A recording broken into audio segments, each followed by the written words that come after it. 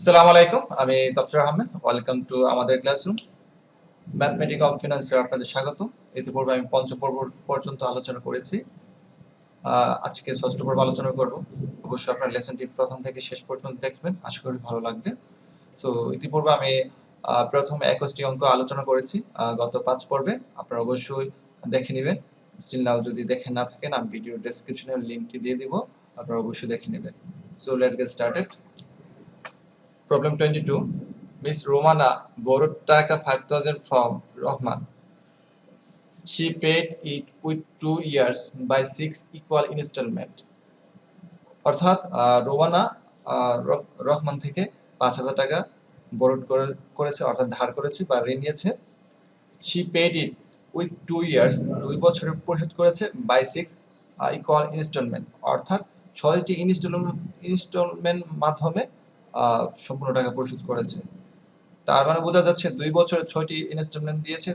That means প্রত্যেক বছর 3টি ইনস্টলমেন্ট দিয়েছে। ভেরি সিম্পল, আপনারা বুঝতে পেরেছেন অবশ্যই। If interest rate is 12% on unpaid balance, what was its instalment price? যদি ইন্টারেস্ট রেট যদি 12% ধরা হয় আনপেইড ব্যালেন্সের উপর, অর্থাৎ যে টাকা পরিশোধ করা হবে না ওই টাকার উপর যদি 12% ইন্টারেস্ট ধরা হয়, তাহলে আমাদের কিস্তিটা কত ছিল, ইনস্টলমেন্ট প্রাইসটা কত ছিল। সো আমাদের এখানে ইনস্টলমেন্ট বের করতে হবে। সো যেহেতু ধার করেছে, আমি ইতিপূর্বে গত পর্বে বলেছিলাম বড় থাকলে অবশ্যই এটা প্রেজেন্ট ভ্যালু অ্যানুইটির অঙ্ক, আপনারা অবশ্যই জানেন। সো আমাদের প্রেজেন্ট ভ্যালু অ্যানুইটির অঙ্কের মাধ্যমে অঙ্কটা করতে হবে। সো প্রেজেন্ট ভ্যালু অ্যানুইটির জন্য দুইটা ফর্মুলা আছে, একটা অর্ডিনারি একটা অ্যাডভান্স। সো এখানে অর্ডিনারি আমরা কখন বুঝতাম, যখন নির্দিষ্ট সময় শেষে থাকতো তাহলে আমরা অর্ডিনারি বুঝতাম, আর নির্দিষ্ট সময় পিরিয়ডের শুরুতে যদি ইনস্টলমেন্টে পরিশোধ করা হয় তখন ডিউ বা অ্যাডভান্স বুঝতাম। এখানে কোনো কিছু মেনশন করে নাই বিগিনিং অথবা এন্ডিং। যখন বিগিনিং বা এন্ডিং যদি মেনশন করা যদি না থাকে, তখন আমাদের অর্ডিনারি বেসিসে ধরে অঙ্কটা করতে হবে। সো আজকে আমরা অর্ডিনারি বেসিসে অঙ্কটা ধরে করব। সো আমাদের গিভেন ইনফরমেশন কি দেওয়া আছে আমরা একটু দেখে নিব। গিভেন দেওয়া আছে প্রেজেন্ট ভ্যালু অ্যানুইটি অর্ডিনারি দেওয়া আছে, অর্থাৎ প্রেজেন্ট ভ্যালু কত টাকা বরোড করেছিল, 5,000 টাকা বসিয়েছি।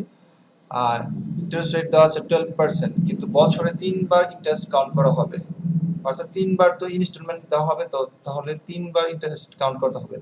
সো আমাদের 3বার যদি ভাগ করে দেই, 3 দ্বারা যদি 12%, আমরা জানি 12%কে 0.12 দ্বারা প্রকাশ করা হয়।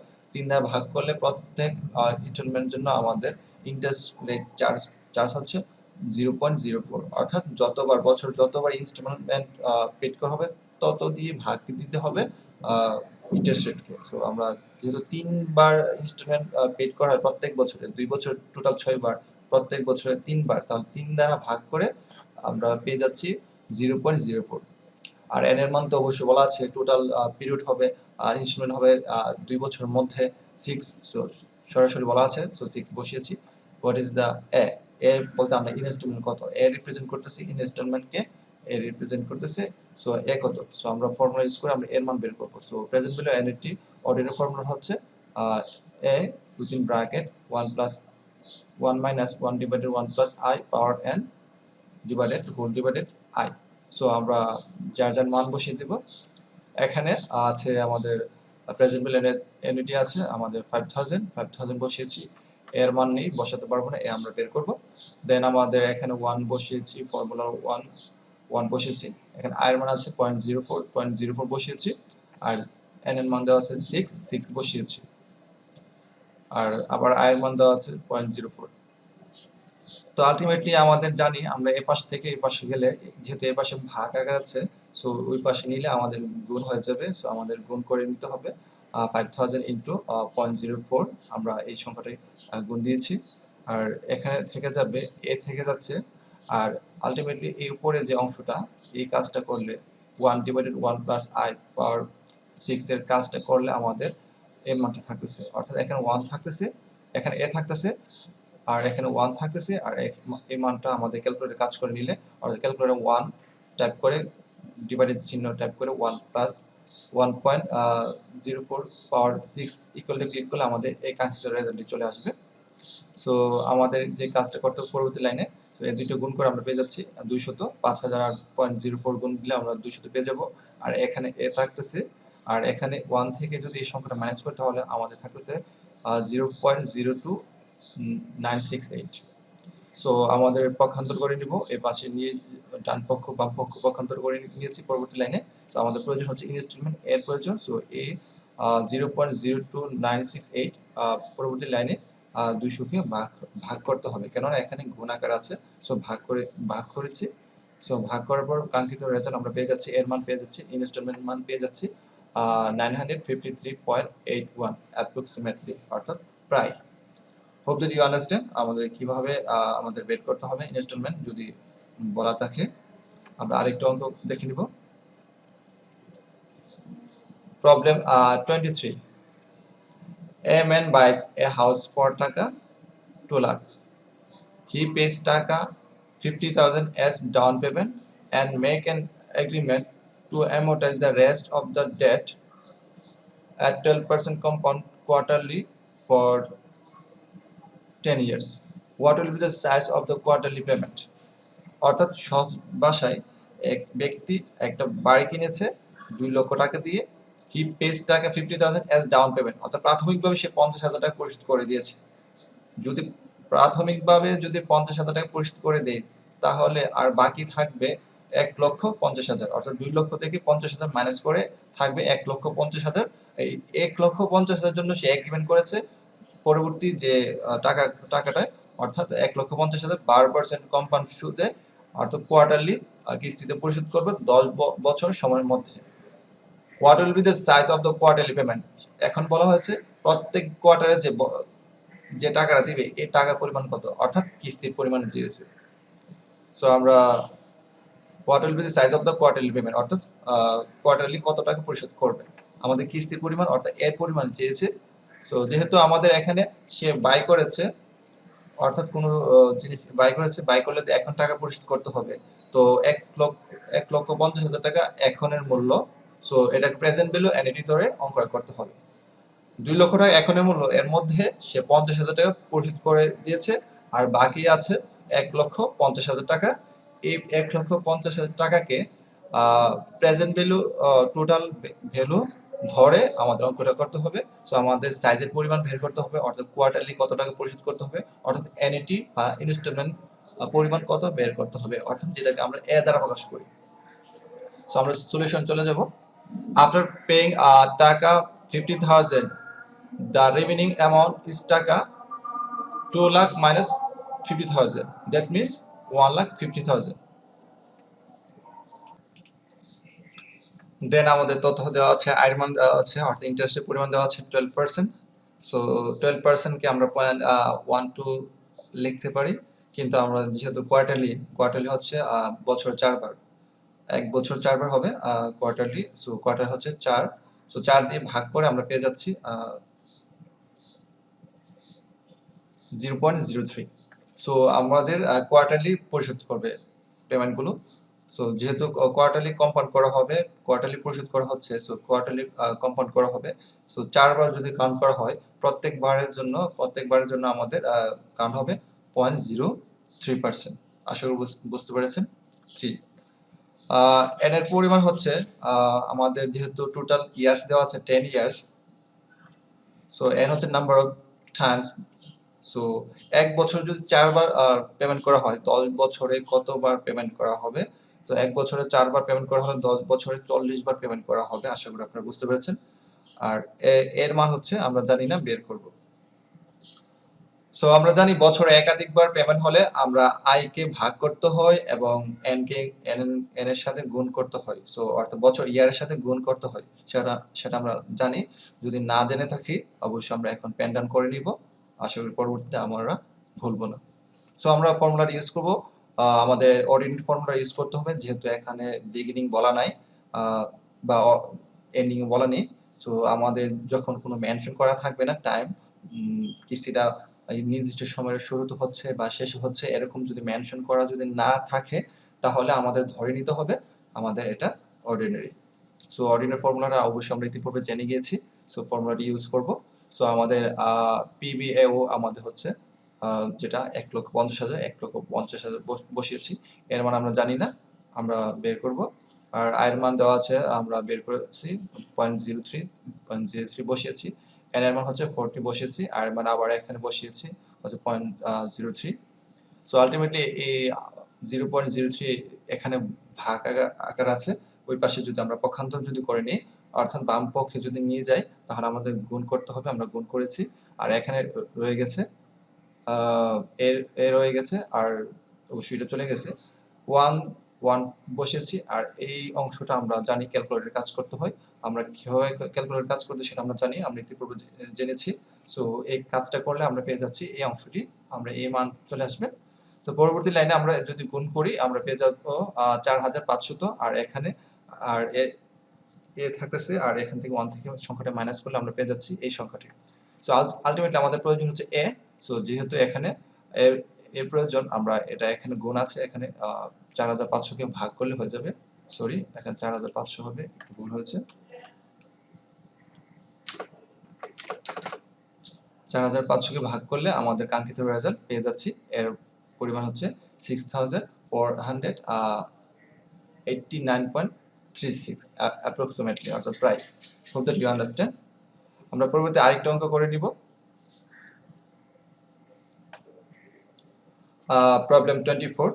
A man retires at the age of 60 years and his employer gives him a pension of taka 12,000 a year paid in half yearly installment for the rest of his life. অর্থাৎ কোন এক ব্যক্তি জব করে, ধরে নিলাম সে 60তম বছরে retire করবে। So retire করে, হিজ এমপ্লয়ার অর্থাৎ তার নিয়োগকর্তা gives him A pension of টাকা 12,000 এ ইয়ার, এক বছরে সে টাকা দিয়ে 12,000 পেনশন হিসেবে দিবে। And paid in half yearly instalment, অর্থাৎ এই ইনস্টলমেন্টটা 12,000 টাকা অর্ধেক অর্ধেক করে বছরে 6,000 করে টোটাল 12,000 দিচ্ছে, হাফ ইয়ারলি ইনস্টলমেন্ট করে দিচ্ছে, অর্থাৎ 6 মাস পর পর দিচ্ছে। সো টোটাল 12,000 দিচ্ছে এক বছরে, আর দুইটা কিস্তিতে দিচ্ছে হাফ ইয়ারলি ইনস্টলমেন্ট, যেহেতু অর্ধবার্ষিক কিস্তিতে দিচ্ছে। সো অর্ধবার্ষিকে কিস্তি হচ্ছে 6,000, টোটাল 12,000 দিচ্ছে এই ইয়ারে। যেহেতু সে 60তম বছর রিটায়ার করে ফেলেছে, এখন পেনশন পাবে রেস্ট অফ হিজ লাইফ, অর্থাৎ তার জীবনের বাকি সময়, অর্থাৎ 60 ইয়ার্স থেকে পরবর্তী যে সময়টা বেঁচে থাকবে, ওই সময়টা সে কিস্তি পাবে। Recognizing his expectation of life to be 13 years, অর্থাৎ ভাবা হচ্ছে সে আরো 13 বছর বাঁচবে। And that interest rate is 4% payable half yearly, অর্থাৎ 4% ইন্টারেস্ট রেট, আর এটা পেয়েবল হবে হাফ ইয়ারলি, যেহেতু অর্ধবার্ষিকী দিচ্ছে। What single sum of now the equivalent to this pension, অর্থাৎ বর্তমানে এই যে তাকে 13 বছর পর্যন্ত হাফ ইয়ারলি করে 6,000 টাকা, অর্থাৎ বার্ষিক 12,000 টাকা দিবে আগামী 13 বছর পর্যন্ত 4% সুদে। বলতেছে এখানে what single sum is now বর্তমানে টোটাল সামষ্টিক কত the equivalent this pension, অর্থাৎ এই পেনশনের 13 বছরের সমষ্টি যত পেনশন দিবে 6,000 করে অর্ধবার্ষিকীতে, এই পেনশনগুলো বর্তমান এখন মূল্য কত, সাম কত, অর্থাৎ টোটাল প্রেজেন্ট ভ্যালু কত। ভেরি সিম্পল, অর্থাৎ এই ভবিষ্যতে যে টাকাগুলো দিচ্ছে 6,000 করে অর্ধবার্ষিকীতে 4% সুদে আগামী 13 বছর, এই সম্পূর্ণ 13 বছরের বর্তমান মূল্য কত সেটা চেয়েছে। সো আমরা প্রেজেন্ট ভ্যালু বের করতে হবে, আর এখানে বলা নাই ইনস্টলমেন্টটা শুরুতে বা শেষে দেওয়া হবে। সো এখানে যেহেতু কিছু বলা নাই, সো আমাদের অর্ডিনারি ধরে নিতে হবে। As pension is payable, the sum of total pension is now, so আমরা sum of total pension is now আমাদের বের করতে হবে। ইয়ারলি ইনস্টলমেন্ট টাকা হচ্ছে আমাদের 12,000 হাফ ইয়ারলি, সো এর মান হবে, অর্থাৎ কিস্তির পরিমাণ হবে, আর যেহেতু হাফ ইয়ারলি বছরে দিবে 12,000, 2 দ্বারা ভাগ করলে হাফ ইয়ারলি অর্ধবার্ষিকীতে দিবে আমাদের 6,000। সো 6,000 বসেছি। এক্সপেক্টেড লাইফ অর্থাৎ 13 ইয়ার্স, তার সম্ভাব্য লাইফ হচ্ছে 13 ইয়ার্স, কিন্তু অর্ধবার্ষিকীতে ইনস্টলমেন্ট হবে 30 into 2, total 26 number of payment. Interest rate হচ্ছে 4%। অর্ধবার্ষিকী রেট হবে 4.04 কে আমরা 2 দ্বারা ভাগ করলে আমরা পেয়ে যাচ্ছি 0.02। প্রেজেন্ট ভ্যালু অ্যানুইটি অর্ডিনারি কত, অর্থাৎ এখন বর্তমান প্রেজেন্ট ভ্যালু কত, আমরা এটা বের করব। সো আমরা জানি ফর্মুলা, অবশ্যই ফর্মুলা ইউজ করে নিব। সো এর মান আমরা জানি 6000 বসিয়েছি, আর সম্পূর্ণ দেখে বসিয়ে দিব। আয়ের মান আমরা জানি বের করেছি 0.02 বসিয়েছি, আর এন এর মান হচ্ছে 26 বসিয়েছি, আর এখানে হোল ডিভাইডেড 0.02 আয়ের মান বসিয়েছি। তো আলটিমেটলি এই কাজটা করলে আমাদের এই কাজটা করে উপরে 1 থেকে মাইনাস করলে আমরা এই রেজাল্টটা পাচ্ছি। এই রেজাল্টটা ভাগ করে 6000 সাথে গুণ করলে আমরা পেয়ে যাব 1,20,726 অ্যাপ্রক্সিমেটলি, প্রায় এত টাকা হবে সম্পূর্ণ বর্তমান মূল্য। Very simple. আজকের লাস্ট অঙ্ক দেখব, আপনারা মনোযোগ সহকারে দেখবেন, আশা করি ভালো লাগবে। আজকের প্রেজেন্ট ভ্যালু অ্যানুইটি পর্বটি শেষ করব, নেক্সটে আমরা ফিউচার ভ্যালু অ্যানুইটি পর্ব করব। অবশ্যই লাস্ট অঙ্কটা আপনারা অবশ্যই মনোযোগ সহকারে করবেন। Problem 25. A man took a loan from a bank with direction that he will pay taka 7,500 next 10 years at the beginning of each year, 10% interest compound. অর্থাৎ a man took a loan from a bank with direction, মানে একজন ব্যক্তি bank থেকে কিছু টাকা loan করেছে, একটা loan নিয়েছে, with direction that he will pay টাকা 7,500 নেক্সট 10 ইয়ার্স, অর্থাৎ প্রত্যেক বছরে 7,500 টাকা পরবর্তী 10 বছর পরিশোধ করবে at the beginning of each year with 10% interest rate compound, অর্থাৎ প্রত্যেক বছর শুরুতে পরিশোধ করবে আর ইন্টারেস্ট রেট হবে 10%। এখানে যে find what amount the man taken from the bank, bank থেকে কত টাকা লোকটি নিয়েছে। সো আমাদের প্রেজেন্ট ভ্যালু বের করতে হবে, অর্থাৎ লোন বরোড আমরা সবসময় বলেছি আগে ধার নিতে হবে, তারপর পরিশোধ করে, ধার যেহেতু নিবে আগে প্রেজেন্ট ভ্যালু দেন পরিশোধ করবে। সো প্রেজেন্ট ভ্যালুটা কত, অর্থাৎ সে কি পরিমাণ ব্যাংক থেকে লোনটা নিয়েছে আমরা সেটা বের করব। আর যেহেতু এখানে বলা আছে at the beginning of each year, প্রত্যেক বছরের শুরুতে পরিশোধ করবে, তাহলে এটা আমাদের অর্ডিনারি না, অর্ডিনারি ধরতে হবে না, আমাদের হবে এটা অ্যাডভান্স বা due. Hope that you understand. So given n এর পরিমাণ দেওয়া আছে 10 ইয়ার্স, আর আয়ের মান দেওয়া আছে 10%, আর এর মান দেওয়া আছে 7,500। What is the present value annuity due, বা ডিউর আরেক নাম আছে অ্যাডভান্স। সো আমরা প্রেজেন্ট ভ্যালু অ্যানুইটি ডিউটা বের করব। সো ফর্মুলা আমরা জানি, present value annuity due formula জন্য অর্ডিনারি ফর্মুলার মতোই, শুধু 1 প্লাস আই অতিরিক্ত গুণ করে দিতে হয়। সো আমরা যখন অ্যাডভান্স বা ডিউ লেভেলের অঙ্ক করব 1 প্লাস আই ফর্মুলার সাথে গুণ করে দিতে হবে। সো আমরা দেখে মান বসিয়ে দিব। এর মান বসাবো হচ্ছে আমরা 7,500 বসিয়েছি। 1 ফর্মুলা 1 উপরে 1 প্লাস আই এর মান হচ্ছে 0.10, আর এর মান 10। সো আই এর মান হচ্ছে আমাদের এখানে হোল ডিভাইডেড আমরা 0.10 বসিয়েছি, আর এখানে 1 ফর্মুলা 1 আর আই এর মান হচ্ছে 0.10। সো এখানে আমরা যে কাজটা করব 7,000 আমরা এখানে রাখবো, আর উপরে যে 1 মাইনাস উপরের অংশটা আমরা যদি কাজ করি 1 থেকে উপরের অংশটা কাজ করে মাইনাস করলে আমরা পেয়ে যাব 0.61445, আর এখানে হোল ডিভাইডেড তো অবশ্যই আছে 0.0110 বসিয়েছি, আর এখানে যোগ করলে আমরা 1.10 পেয়ে যাচ্ছি। তো আলটিমেটলি 7,500 বসিয়েছি, এই অংশটা যদি আমরা ভাগ করে আমরা পেয়ে যাচ্ছি 6.1445 ইন্টু আর অংশটা আছে আমাদের 1.10। আলটিমেটলি তিনটি সংখ্যা যদি আমরা গুণ করে দিই আমরা কাঙ্ক্ষিত রেজাল্ট পেয়ে যাচ্ছি 50,693 অ্যাপ্রক্সিমেটলি, প্রায় 50,693 টাকা সে লোন নিয়েছিল ব্যাংক থেকে। Hope that you understand. যদি ভালো লাগে থাকে অবশ্যই আমার চ্যানেলটি সাবস্ক্রাইব করবেন, স্টিল নাও যারা সাবস্ক্রাইব করে নাই, আর যারা সাবস্ক্রাইব করে ফেলেছেন তাদেরকে ধন্যবাদ।